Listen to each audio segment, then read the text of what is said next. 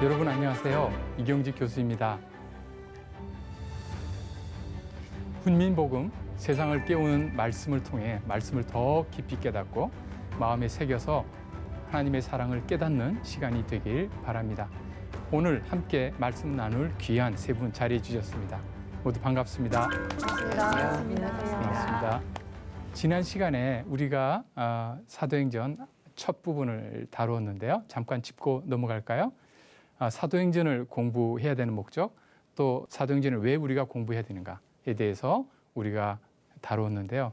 이 가장 어려운 질문에 대해서 가장 그래도 믿고 물을 수 있는 분이 우리 조은석 형제인 것 같아요. 한번 대답해 주세요. 첫 번째는 우리가 비록 예수님을 직접 뵐 수는 없지만 예수님의 가르침과 사역이 초대교회를 통해서 이루어지고 있다. 그리고 성령의 일하심으로 초대교회에 예수님께서 인재하심을 알 수 있다. 이 두 가지라고 네. 기억하고 있습니다. 박수를 한번 크게 쳐야겠어요. 이야, 저 깜짝 놀랐어요. 왜냐하면 저라면 저렇게 대답 못했을 것 같아요. 저도 어떻게 대답해야 되나 약간 이렇게 멘붕이 올 수 있는데 대답 잘해 주셨습니다. 지난 시간에 사도행전이 이제 서론 부분을 다뤘고 예수님의 승천 부분을 우리가 다루었죠. 이번 시간에는 이제 사도들이 또 제자들이 예수님의 명령에 순종해서 돌아와서 함께 합심 기도하고 그 위에 필요한 사역을 위해서 사도를 선출하는 부분을 다루어 보도록 하겠습니다. 원석 형제가 워낙 대답을 잘했으니까 한번 쉬게 해주고 우리 찬송자매가 한번 읽어주실래요? 네.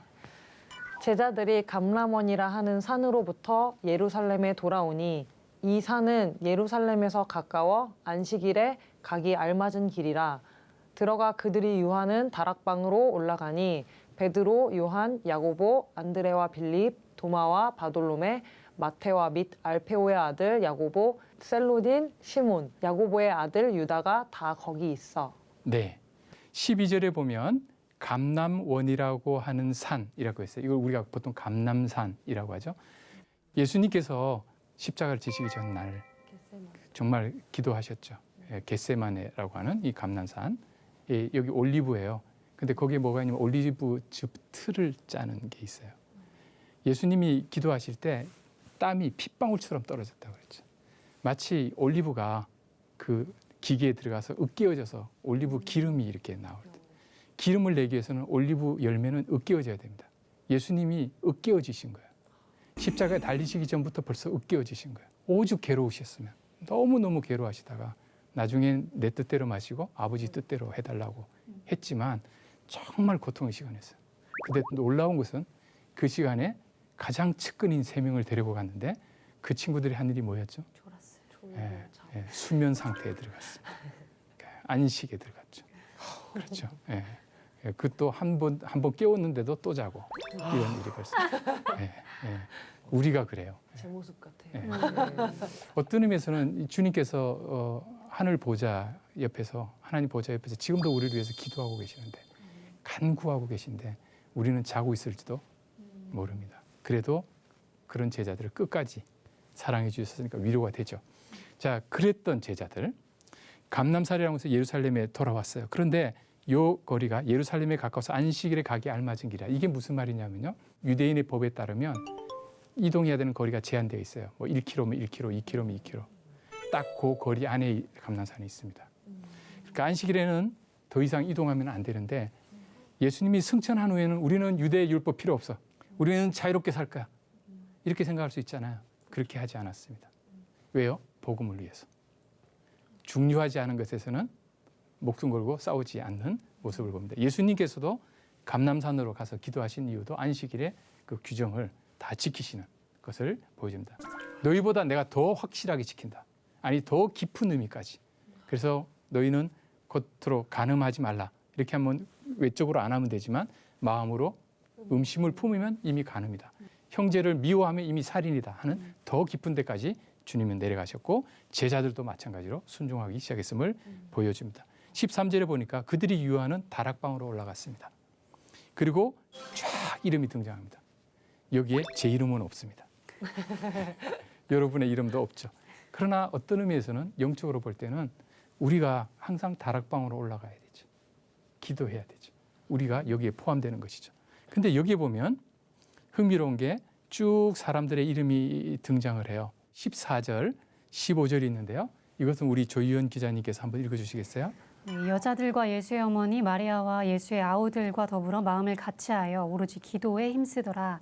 모인 무리의 수가 약 120명이나 되더라. 그때 베드로가 그 형제들 가운데 일어서서 이르되 아멘. 아멘. 여기 보면요. 의외 인물들이 등장하는데 여자들 오케이 좋아요. 예수님의 어머니 마리아와 예수의 아우들이 등장해요. 예수의 아우들 어떤 사람들이었습니까?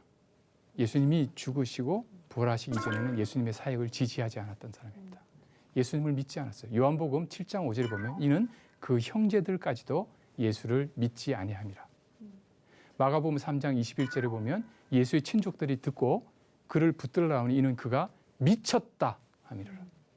예수님은 뭐라고요? 미쳤다는 거예요. 예수님이 나사렛에 가서 사역하실 때 거기에 별로 사역이 열매가 맺히지 않았어요. 왜요? 뭐라고 말씀하시냐면 그들이 믿지 않음 때문이다. 선지자가 어디서 환영 못 받는다고요? 고향에서 환영 못 받는다.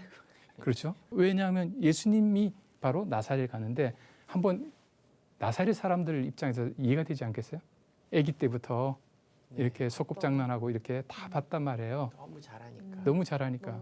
목사님들 가운데 그 교회에서 어릴 때부터 쭉 장난꾸러기로 자랐는데 나중에 신학했는데 그 교회에서 목사님을 청빙하려고 그러니까 장로님들이 제 막성쟁이 이래가지고 자꾸 그 이미지가 해가지고 힘들어지는 경우 가끔 우리 조은석 개그맨께서 완전히 흡수 완료했네요. 이야기를. 어쨌든 그렇게 하는 일이 발생을 하거든요. 그런데 우리가 이해할 수 있어요. 왜 그럴까? 육적인 눈으로 봐서 그래요. 육적인 눈으로. 바로 이랬던. 그리고 걸핏하면 예수님 그만하라고 미쳤다고 얘 정신병원 보내야 된다 이런 생각을 했던 바로 예수의 아우들이 어떻게 해요?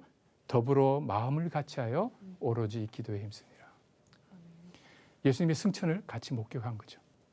예수님이 부활하셨을 때 하나님이시구나 하는 것을 알게 된 것입니다. 우리는 십자가의 예수님만 만나면 안 돼요. 어디요? 부활 후에도 만나요. 십자가 전에 공생의 기간 동안 3년간 예수님 바라보고 만나는 거 좋은 경험입니다. 근데 그것만으로는 예수님을 믿지 못했어요. 우리 기독교 신앙의 핵심은 부활 신앙에 있습니다. 예수님의 아우들이 이제 제자 공동체로 들어왔습니다. 놀라운 변화입니다. 부활이 이것을 가능하게 했습니다. 마음을 같이 했습니다. 제자들 이전에 마음 같이 했던 사람들 아닙니다. 예수님의 제자들 사이에 그 갈등이 굉장히 심했습니다. 그래서 예루살렘으로 올라갈 때 우리가 지난 시간에 하나님 나라에 대해서 이야기를 했는데 이들은 이스라엘 나라라고 생각한 것이죠. 그래서 갑자기 야고보와 요한의 어머니가 짠 나타납니다. 그러더니 그 유명한 로비를 벌입니다. 예루살렘에 가시면 제 아들 하나는 오른편에 다른 아들은 왼편에 우정승, 좌정승. 그런데요, 만약에 그 야고보와 요한의 어머니가 예수님 오른편과 왼편이 어디라는 걸 알았으면 그 부탁 안 했을 겁니다. 어디죠? 십자가. 어느 어머니가 진짜 소름 돋았어. 어느 어머니가 그걸 구하겠어요, 그렇죠? 대박. 근데 그걸 보고 10명의 제자들이 화를 냈다고, 분을 냈다고 성경이 기록되어 있습니다. 우리 같으면 화 안 내죠. 고마워요. 야고보 요한 대신 십자가에 가서 매달리고 우리는 좀 다른 사역 할게요. 이럴 텐데 10명의 제자도 화를 냈어요. 십자가의 길이라고 생각하지 않았던 것이죠.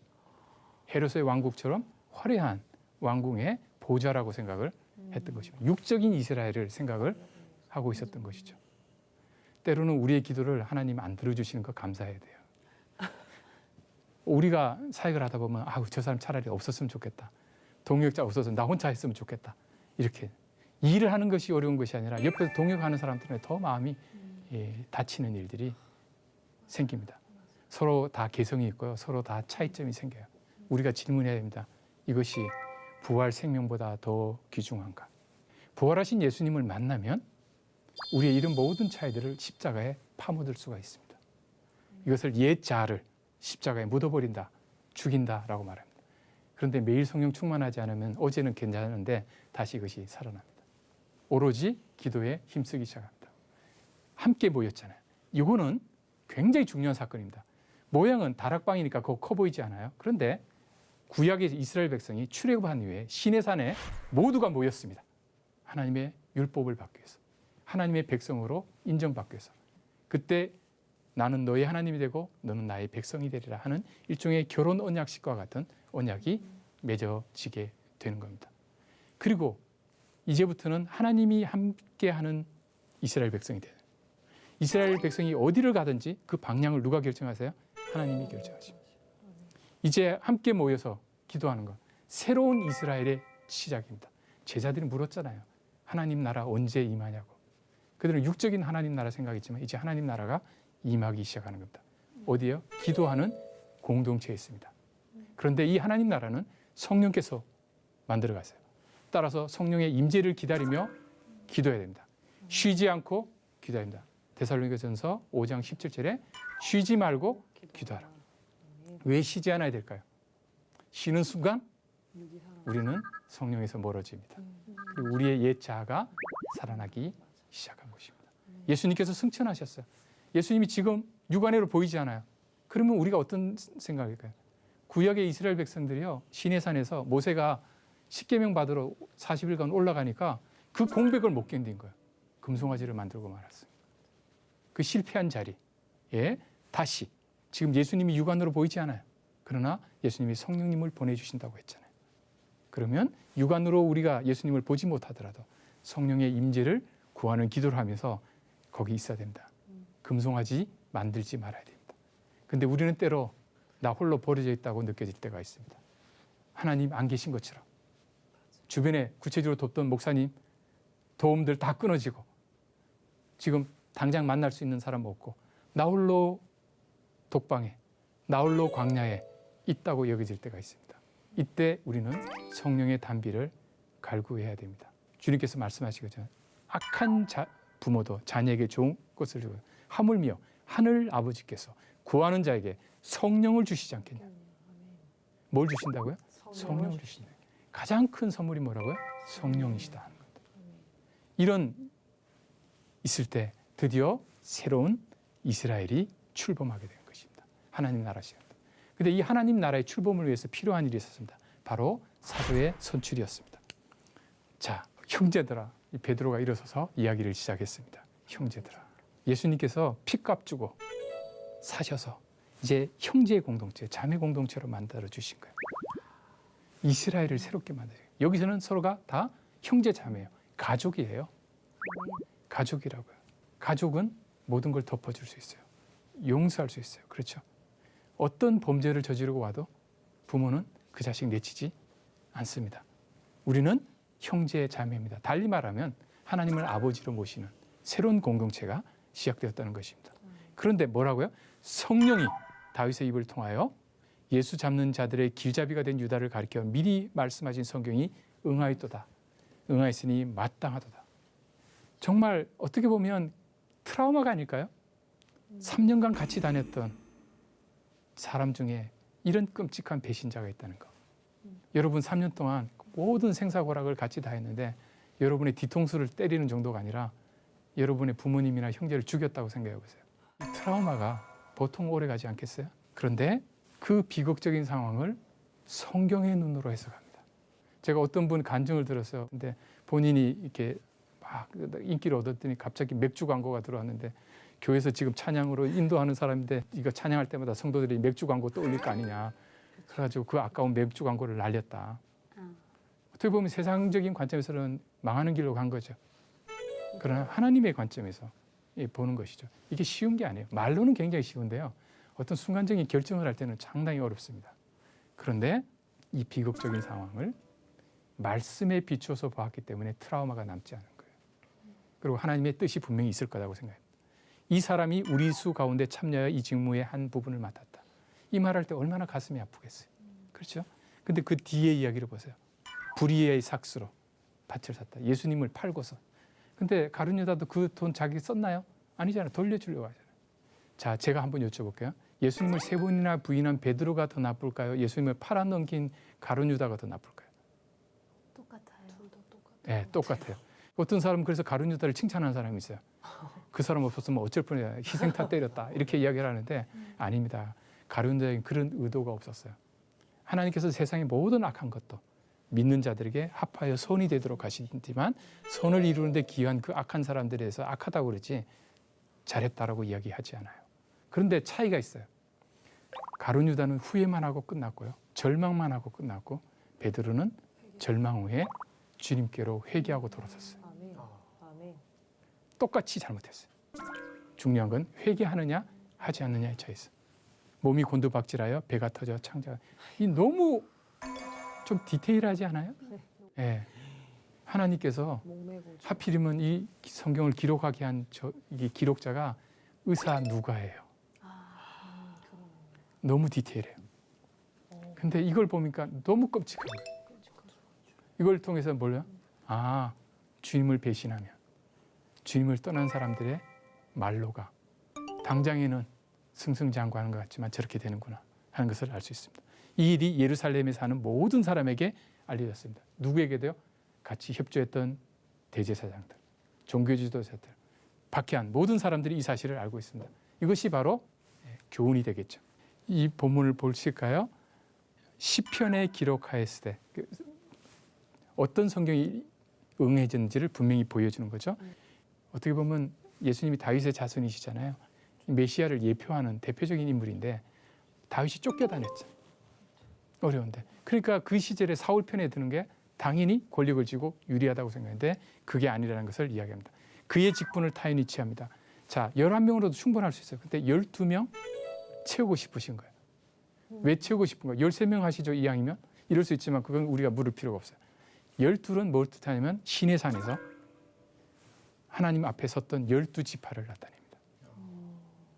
그러니까 새롭게 시작하는 이 하나님 나라가 온전해지기 위해서는 한 지파의 대표인 사도를 세울 필요가 있습니다. 이것을 통해서 새로운 이스라엘이 시작된다 하는 것을 알 수 있습니다.